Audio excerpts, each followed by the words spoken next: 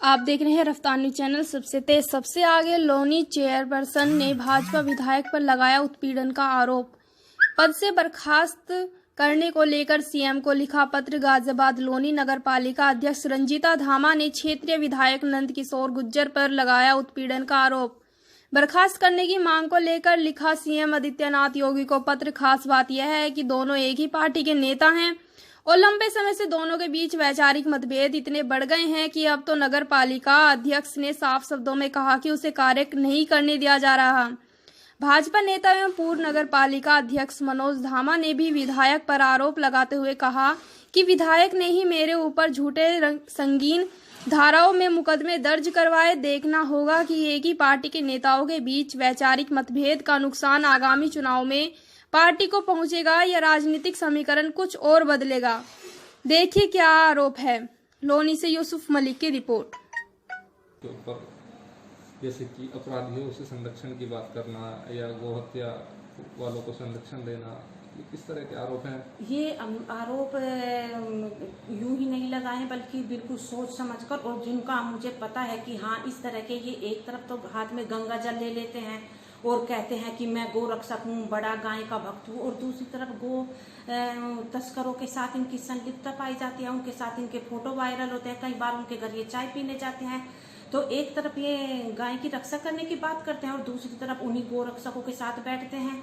तो इससे साफ प्रतीत होता है कि इनकी संलिप्तता रहती है गो तस्करी में लोनी के अंदर। आप ही पार्टी के विधायक हैं, आपकी क्षेत्र की जनता ने इनको चुनकर विधायक बनाया, आप भी चुनाव में साथ थे, तो उसके बाद भी इस तरह की जो आपसी मतभेद हैं वो क्यों सामने आ रहे हैं? देखिए, हमें नहीं पता था जब इन्होंने उस दौरान की बात है जब 2017 में ये चुनाव लड़ने के लिए यहाँ पर आए थे, और ये खुद, मैं इस बात की गवाह हूँ, ये हमारे घर गए।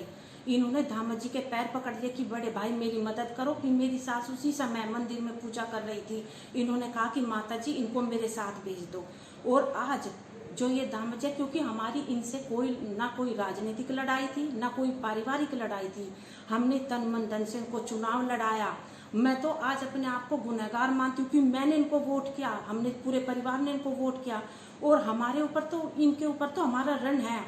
हम इनकी एक कप चाय के गुनहगार नहीं हैं, क्योंकि चुनाव में अपनी गाड़ी हम खुद लेके गई, इनकी जो मदद करवाई, पूरे चुनाव दिन रात इनके साथ घूमे। हमें नहीं पता था कि हमने एक ऐसे सपोले को दूध पिला दिया है जो हमें ही डसेगा, और ये हो भी रहा है। जब मेरा चुनाव आया उसी दौरान, क्योंकि किसी और को बढ़ना देना ही नहीं चाहते, ऐसी क्या बात हो गई 4-5 महीने के अंदर अंदर की जो ये पार्टी के खिलाफ इन्होंने कार्य किया। जब मुझे भारतीय जनता पार्टी ने अपना प्रत्याशी बनाया था तो इन्होंने अंदर ही अंदर ये दूसरी पार्टी को सपोर्ट कर रहे थे। और आप ये बताइए, जब इन्होंने एक निर्दलीय ईश्वर मावी जो खड़े हुए थे जीत के चुनाव चिन्ह से, इनने पार्टी का कार्यालय तक उन्हें दे दिया था। तो इस बात से क्या संदेश जाता है, आप खुद ही समझ गए हो। बिल्कुल। और एक और बात आपने इस पत्र में लिखी है कि जो रसोई है आपकी, जो आप चला रहे हैं, या ये जो सरकारी रसोई है, उनसे ये मदद नहीं होने दे रहे हैं, ये क्या है? देखिए, क्योंकि यहाँ जहाँ पर हमारा ये कार्यालय है, यहाँ पर आसपास कई बड़े वार्ड है, लगभग 20-25 की संख्या में। देखिए, वैसे तो मुझे अपनी पार्टी पर पूरा विश्वास है, क्योंकि वे भारतीय जनता पार्टी एक ऐसी पार्टी है जो बिल्कुल नहीं चाहेगी कि उसी की पार्टी का एक विधायक इस तरह की हरकतें करे, और जो पार्टी के जो गाइडलाइन है उसके बिल्कुल विपरीत कार्य करे।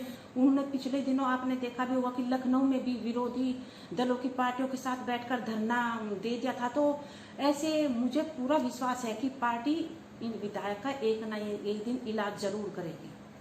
और आपकी तरफ से क्या रणनीति रहेगी आगे की? देखिए, मैं तो ये लगातार इनसे, जब से मैं लोनी नगर पालिका के अध्यक्ष बनी हूँ, लगातार तभी से इनकी तरफ से कभी कभी वो लगातार आपत्तिजनक, कभी किस तरह की टिप्पणी, कभी किसी तरह की, लेकिन अभी तक मैं फिर भी बर्दाश्त कर रही थी। लेकिन कल मैंने जो एक महिला जिसको इन्होंने अपना मोहरा बनाया हुआ है, और कल जब उसने बेटियों तक का जिक्र किया, मैं यही कहना चाहती हूँ कि शायद जिनके घर बेटी नहीं होती वो क्या जाने बेटी की इज्जत करना। अगर उनके घर एक भी बेटी होती तो वे बेटियों के विषय में इस तरह की टिप्पणी ना करते। और एक औरत सब कुछ बर्दाश्त कर लेती है, लेकिन जब उसकी बेटियों तक, उसके परिवार तक आ जाए, वो बिल्कुल बर्दाश्त नहीं करती। एक तरफ तो हमारी पार्टी का नारा है कि बेटी बचाओ, बेटी पढ़ाओ और बेटी बढ़ाओ। दूसरी तरफ जो बेटी देवी का स्वरूप मानी जाती है, उन्हीं को ये राजनीति के इसमें घसीट कर लाते हैं। मैं कहती हूँ कि विधायक जी इतनी नीचता पर मत उतरे कि आप बेटियों को भी इस लड़ाई में शामिल करें। अगर आप में हिम्मत है तो आमने सामने की आकर लड़ाई हमसे लड़े। और जो वो औरत आपने एक मोहरा बनाया हुआ है, उसको क्या आप अपना ब्रह्म शास्त्र समझते हैं क्या? वो अपना ब्रह्म शास्त्र अपने पास रखिए, हमारे पास वो ब्रह्म शास्त्र चलने वाला नहीं है। और अगर मैं आप लोगों को आज आप लोगों के सामने ये भी कहना चाहती हूँ कि अगर इनकी यही हरकतें रही, ये अपनी हरकतों से बाज नहीं आए, तो 2022 जल्दी ही आने वाला है। और इनकी अभी से अगर इन्होंने अपनी हरकतों को लगाम नहीं दिया, नहीं सुधरे, तो आने वाले 2022 में जनता भी इनको खुद इस बात का जवाब दे देगी। क्योंकि कोई भी जनता ये नहीं चाहेगी कि